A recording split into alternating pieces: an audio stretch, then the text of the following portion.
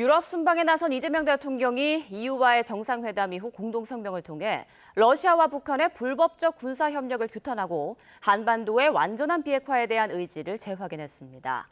양측은 경제안보와 산업정책 분야에서 협력을 강화하기 위해 고위급 경제대화 설립에도 뜻을 모았습니다. 정인용 기자입니다. 이재명 대통령이 레드카펫이 깔린 유럽연합 이사회 본부 건물에 들어섭니다. 먼저 기다리고 있던 코스타 EU 정상회의 상임의장과 폰데어 라이엔 집행위원장이 이 대통령을 반갑게 맞이합니다.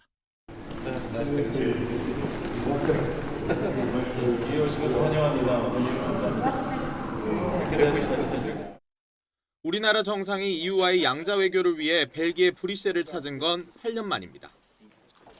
이 대통령은 정상들과 회담을 통해 36개 항목이 담긴 공동 성명을 채택했습니다. 성명에는 러시아의 우크라이나 침략 전쟁을 지속 가능케 하는 북한의 불법적 군사협력을 강력 규탄한다는 내용이 담겼습니다. 또 북핵 문제의 우려와 한반도의 완전한 비핵화 의지를 재확인하는 데에도 뜻을 같이 했습니다. 북핵 문제 해결과 한반도 평화 정착을 위해 유럽연합의 변함없는 지지와 건설적인 역할을 당부드렸고 우리 양측이 함께 협력해 나가기로 뜻을 모았습니다.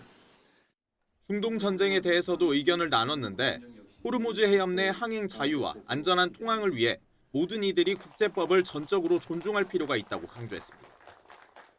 경제 분야에선 디지털 통상협정 정식 서명으로 경제 동맹을 가속화하고 경제 안보와 산업 정책 공조를 위해 고위급 경제 대화를 신설하기로 했습니다.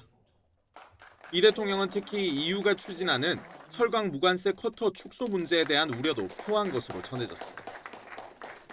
이에 앞서 이 대통령은 수교 125주년을 맞은 벨기에와 첫 정상회담을 열고 전략산업 협력 확대 의지를 다졌습니다. 특히 배터리, 소재, 에너지 분야에서 양국 기업 간 투자가 지속 확대되어 향후 전략산업 중심으로도 협력이 확대되도록 관심을 갖고 지원해 나가기로. 양측은 이번 방문을 계기로 체결된 중소기업 협력 양해각서를 통해 양국 중소기업이 동반 성장을 할 수 있도록 노력하기로도 했습니다. YTN 정인용입니다. 네, G7 정상회의 참석차 유럽 순방에 나선 이재명 대통령이 두 번째 기착지인 이탈리아를 취임 이후 처음으로 국빈 방문했습니다. 이 대통령과 김혜경 여사, 수행단 등을 태운 공군 1호기는 현지 시각 10일 밤 이탈리아 정부 측의 환대를 받으며 로마의 레오나르도 다빈치 공항에 착륙했습니다. 이 대통령은 우리 시각으로 오늘 저녁 세르조 마타렐라 대통령이 주관하는 공식 환영식에 참석하는 데 이어 마타렐라 대통령과 정상회담, 공동 언론 발표 등의 일정을 진행합니다. 또 이탈리아 입법부의 최고 책임자들인 상하원 의장도 만나 유대를 쌓고 양국 간 우호 증진 필요성에 뜻을 모을 것으로 보입니다.